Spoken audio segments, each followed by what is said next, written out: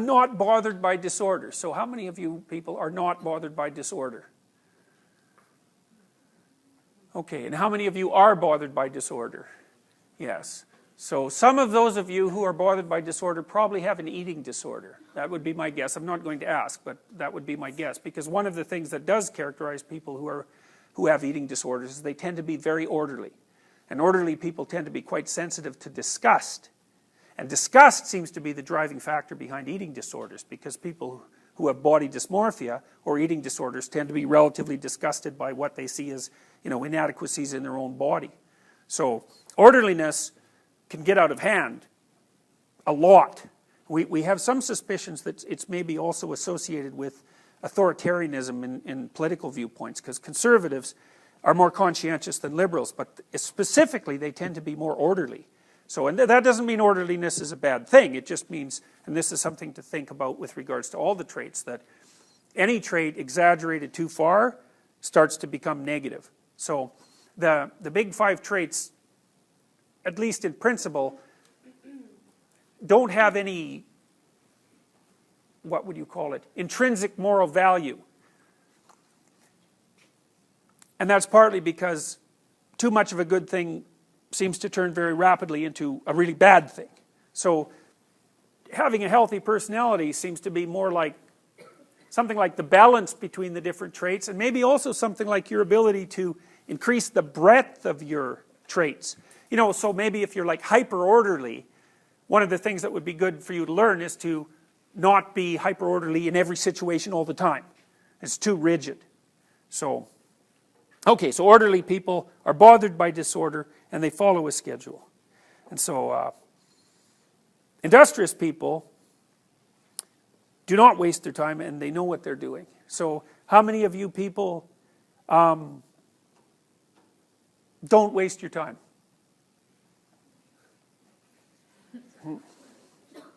So 2 people? Okay. Have I played... How much time do you waste with you before? I have, okay. That's too bad because I love torturing undergraduates with that game. Okay, so that's another advantage to a schedule, because it can really help you with time wasting, and that's something that'll kill you over time. How many of you have good goals and know what you're doing? Yeah, so that's better. How many of you don't? How many of you don't know really what you're doing or where you're going? Okay. So that's conscientiousness. This is neuroticism. Volatile people get angry easy, and they don't keep their emotions under control. Well, that should have been reversed, by the way. Withdrawal, seldom feel blue. It's the opposite. Seldom feel blue is the opposite. Am filled with doubts about things. Seems like more of a depression trait, withdrawal. So that's a negative emotion dimension. So people reliably differ on the degree to which they experience negative emotion and the degree to which they experience positive emotion.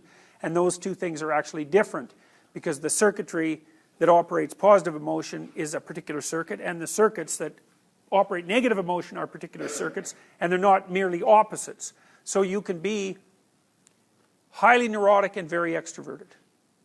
And so that means you're always at parties, but you're continually worrying what people are thinking of you. So people like that are actually quite complicated, So it's a complicated combination of traits. Agreeableness. Polite people respect authority, and they do not believe that they're better than others. And compassionate people are interested in other people's problems and take time for other people. So,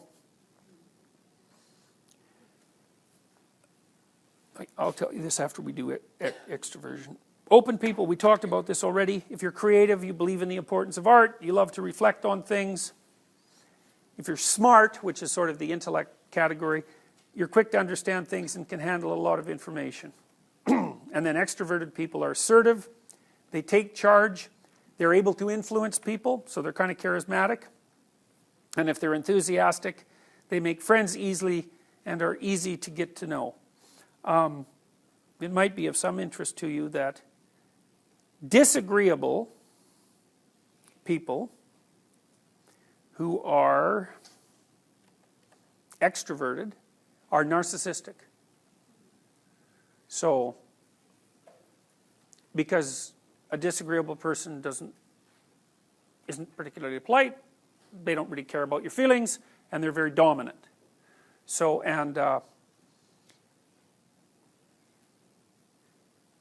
so if you're like that, it would be useful to learn when to be quieter in social situations and how to attend more to other people. One of the things that seems quite useful for people who are disagreeable, and narcissistic for that matter, is to try consciously on a regular basis to do something for someone else. It also actually seems to make people who are narcissistic happier to do that, interestingly enough.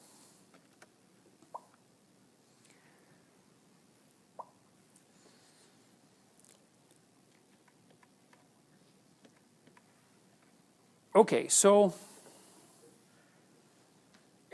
I'll just briefly also talk about general cognitive ability. This is sort of an excuse me, it's an overview of where we're going to head over the next few courses. This is a Raven's progressive matrices test. I don't think this one is very difficult, although I'm going to look at it before I certainly tell you that, because I don't want you to feel bad. Oh, and the answer's there anyway, so it actually turns out to be extremely easy. So, why is 7 the right answer?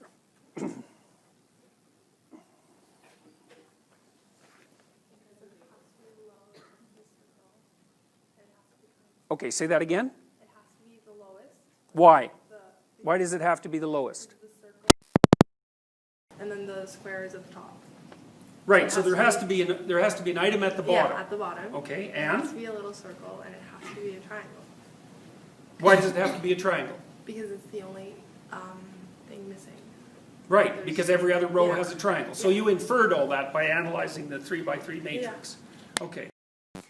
The faster you can do that, and it's an interaction between speed and complexity. You can make these questions much more complex than this one. This one's, reasonably complex, but they can get really vicious because maybe there's 2 dimensions of variation here. There's whether or not it's an oval, a triangle, and a rectangle, and then where the thing is. That's it. But you could imagine you could make a matrix with like 4 dimensions of variability. And so these tests turn out to be the most accurate tests of general cognitive ability, Raven's progressive matrices. It's not verbal intelligence, it's nonverbal intelligence. But, and I can tell you why it is that these tests turned out to be that way later, and I will. General cognitive ability is a very good predictor of life success. And it seems to be very much biologically, what would you say?